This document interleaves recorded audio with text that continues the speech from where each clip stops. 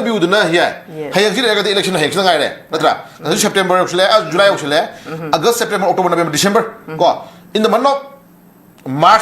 27 March, the election don't plan to already hide it. Almost postponed to go from the three. Taurani has the period. Natra. The 27 March, Pokimanunda election, Taurani has a period of Hungana later. Magi Koro conduct like Town Kaidokro. Natra. Has it July, August, September, October, November, December? Go, Tamari Mangai, Tamangas, the Sugum Bagi Miami was young Vida. I call election get the Kato again. Cook to the river, Pramanico. Tamia, Lokopayava, see you over the Yawi Kadra. Yes, when my second of the here I go. Well, I told when I do to much again. To be much again. Has it like JDF in the Tali with the Manja? A quay Narang when a Punto was speaking, Matungina Kogi, Mona Powder, who have Tajabada.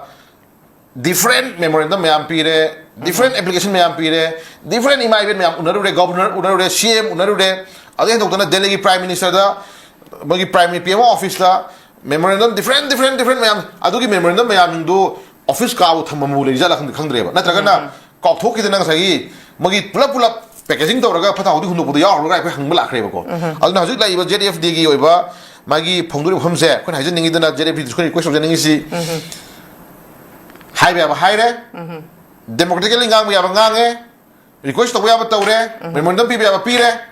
Go. But in a opinion, go. Today opinion, I don't know one I haven't said my humble session go.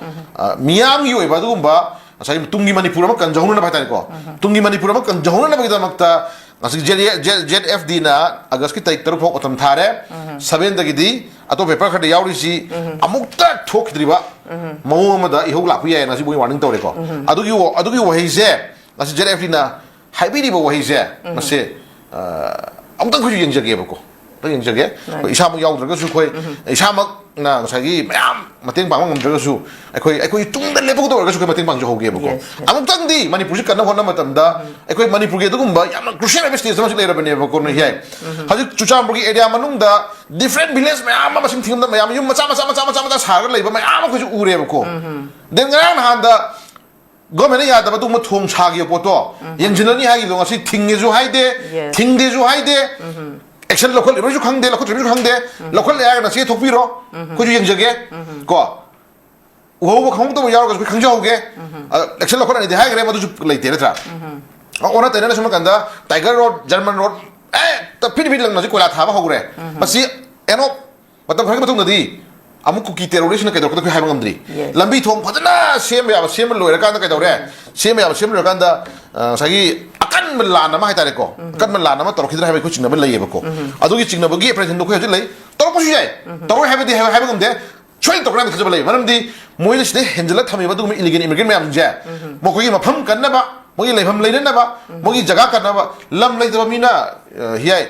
Lam lay taba mina lam mama phangno khona ba sidi mo mathong ne ba sigera sangera mogi jaga am phangno khona ba mo mathong ne ba adugi poto niyom logi matung na lehen ba ba je lenga na lepiu ha ba khai ji posi ngara na ni khogi join ko draft press release joined by UPF am the keno ani na thokwe sem khogi garoma khogi paper ma khoi ujare si lama sum di khangde kyam chumino lani khangde separate administration demand party na SADP kau belum ama, orang nasional bagi political party masih mana begitu makta, mengasi UPF itu kira orang ngasih di sini lawan hari. Wasnya jauh sih 1, 2, 3, 4, 5, 6, 7, 8, 9, 10 district jauh riko. Kalau kamu district ada di 42 Tenopal, 46 Saikul, 50 Kangpokpi, 51 Saitu, 55 Tipaimuk, 56 Talon, 57 Henglep, 58 Chusampur, 59 Saikot, 60 Singha.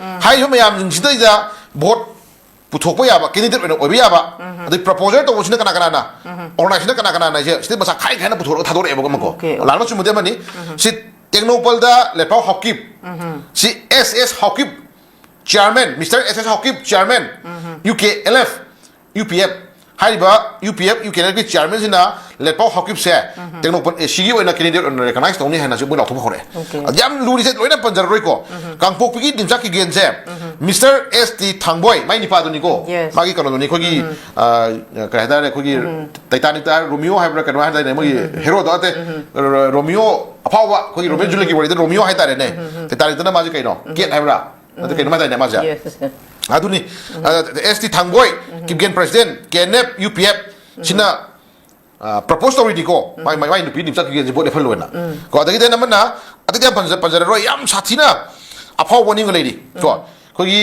ꯁꯦ ꯀꯔꯤ ꯍꯥꯏꯇꯥꯔꯦ ꯑꯩꯈꯣꯏꯒꯤ poppy ꯄꯥꯝꯕꯤꯁꯤ ꯂꯩ ꯐꯖꯕꯒꯤ ꯊꯥꯕꯅꯤ ꯍꯥꯏꯕ ꯉꯝꯈꯤꯕ ꯆꯨꯔꯆꯥꯟꯄꯨꯔꯒꯤ MLA LM ꯈꯥꯎꯇꯦ ꯍꯥꯟꯅꯒꯤ DGP ꯀꯣ ꯁꯤ ꯀꯅꯥꯅ ꯄ꯭ꯔꯣꯄꯣꯖꯔ ꯑꯣꯏꯔꯦ ꯃꯤꯁꯇꯔ ꯊꯥꯡꯂꯨꯡꯄꯥꯎ ꯒꯨꯏꯇꯦ ꯄ꯭ꯔꯦꯁꯤꯗꯦꯟ ZRA ꯒꯤ ꯄ꯭ꯔꯦꯁꯤꯗꯦꯟꯁꯤꯅ ꯃꯥꯁꯦ ꯀꯦꯟꯗꯤꯗꯦꯠ ꯑꯣꯏꯅ ꯑꯣꯏꯍꯟꯗꯧꯕꯅꯤ ꯅꯣꯃꯤꯅꯦꯠ ꯇꯧꯅꯤꯅ ꯍꯥꯏꯒꯠꯂꯦ ꯑꯗꯒꯤ ꯌꯥꯝ ꯁꯥꯊꯤꯕ ꯑꯉꯥꯡ 3 ꯅꯨꯄꯤ 3 ꯀꯣ ꯃꯐꯤ ꯊꯣꯡꯗꯅ ꯃꯀꯛ ꯀꯛꯇꯅ ꯍꯥꯠꯈꯤꯕ ꯌꯥꯝꯊꯤꯅ ꯒꯦꯡꯔꯦꯞ ꯇꯧꯔ ꯍꯥꯠꯈꯤꯕ ꯑꯗꯨꯒꯨꯝꯕ ꯃꯤꯀꯨꯞꯇ ꯂꯃꯟ ꯈꯨꯝꯃꯅꯤ ꯀꯥꯏꯅ ꯍꯥꯏꯕ ꯉꯝꯈꯤꯕ ꯑꯩꯈꯣꯏꯒꯤ MLA ꯄꯥꯎꯂꯦꯟ ꯍꯣꯀꯤꯞ ꯀꯣ ꯁꯤꯗ ꯀꯅꯥ ꯇꯧꯔꯦ ꯃꯤꯁꯇꯔ PS ꯍꯣꯀꯤꯞ ꯄ꯭ꯔꯦꯁꯤꯗꯦꯟ KNA ꯀꯣ ꯁꯤꯒꯤ PS ꯍꯣꯀꯤꯞ KNA ꯒꯤ ꯄ꯭ꯔꯦꯁꯤꯗꯦꯟꯁꯤꯅ ꯄꯥꯎꯂꯦꯟ ꯍꯣꯀꯤꯞꯁꯦ ꯑꯩꯈꯣꯏꯒꯤ ꯁꯥꯏꯀꯣꯠ ꯑꯦꯁꯤꯒꯤ ꯑꯣꯏꯅ MLA ꯗ ꯄ꯭ꯔꯄꯣꯁ ꯇꯧꯅꯤ ꯍꯥꯏꯒꯠꯂꯛꯑꯦꯀꯣ ꯂꯣꯏꯔꯦ MLA 10 ꯂꯩꯀꯣ ꯀꯦꯟꯗꯤꯗꯦꯠ 10 ꯂꯩ ꯀꯦꯟꯗꯤꯗꯦꯠ 10 ꯁꯤ ꯂꯥꯜꯍꯧꯕ ꯃꯣꯏꯒꯤ ꯀꯨꯀꯤ ꯇꯦꯔꯣꯔꯤꯁꯀꯤ ꯂꯥꯜꯍꯧꯕ ꯃꯣꯏꯒꯤ ꯗꯤꯐ꯭ꯔꯦꯟ ꯀꯩꯅꯣꯅ ꯑꯩꯈꯣꯏꯒꯤ ꯇꯤꯝ ꯑꯃꯃꯝꯅ ꯂꯣꯏꯅ ꯄ꯭ꯔꯄꯣꯁ ꯇꯧꯅꯤ ꯍꯥꯏꯒꯠꯂꯛꯑꯦ ꯀꯣ ꯁꯤ ꯃꯌꯥꯝ ꯁꯦꯝꯃ ꯃꯇꯨꯡꯗ ꯃꯣꯏꯅ ꯍꯧꯖꯤꯛ ꯍꯥꯏꯔꯤꯁꯤ ꯁꯦꯄꯔꯦꯠ ꯑꯦꯗꯃꯤꯅꯤꯁꯇ꯭ꯔꯦꯁꯟ ꯗꯤꯃꯥꯟ ꯄꯥꯔꯇꯤ ꯀꯧꯕ ꯑꯃ ꯁꯦꯝꯃꯅꯤ ꯀꯣ ꯑꯗꯨꯒ ꯀꯅꯥꯗ ꯁꯄꯣꯔꯠ ꯇꯧꯅꯤ ꯍꯥꯏꯕ ꯁꯄꯣꯔꯠ ꯗ BJP ꯄꯥꯔꯇꯤ ꯀꯣ which is the ruling government at the center or ꯅꯠꯇ꯭ꯔꯒꯅ alternatively support INC ꯍꯥꯏꯀꯣ a national party next to be BJP party BJP party की मथंग लई बजे INC द मो सपोर्ट तौनी हाइदी बको अइ तांग साइ एरिया द कोइन येंग यारि सी मणिपुर थुगाइ सा हाइबी बदो दिल्ली द सेपरेट एडमिनिस्ट्रेशन पी दवनी मणिपुर थुगाइ दवनी लाउरिबा कुकी गे दगुंबा आइटिले बीटिले कोक्ता नमदा कक्ता उंग याम लेबनी मोइ को म करा याम लेबनी मोइ अदु अदु म याम लाउबदना मणिपुर की लैंगाकना करिंदा हाइदबा सेफ मणिपुर को हाइबदगदी लाना मिसलीड तौबनी हाबिबा सिगी इंटरप्रिटेशन जे कोइ याम कन्फ्यूजन म लेबको देन अदुना सुगु मयाम येंगा काम सिदि कोइ हाजै जनिंग सि असी ZFD ना लखल लेब खोंथांग सि अगस्त की तारिख 3 फोपी मतम जे मसिदि मनुंग सिदा गवर्नमेंट ना यामना प्रजा मियाम यो बदुगुंबा मनुं साबा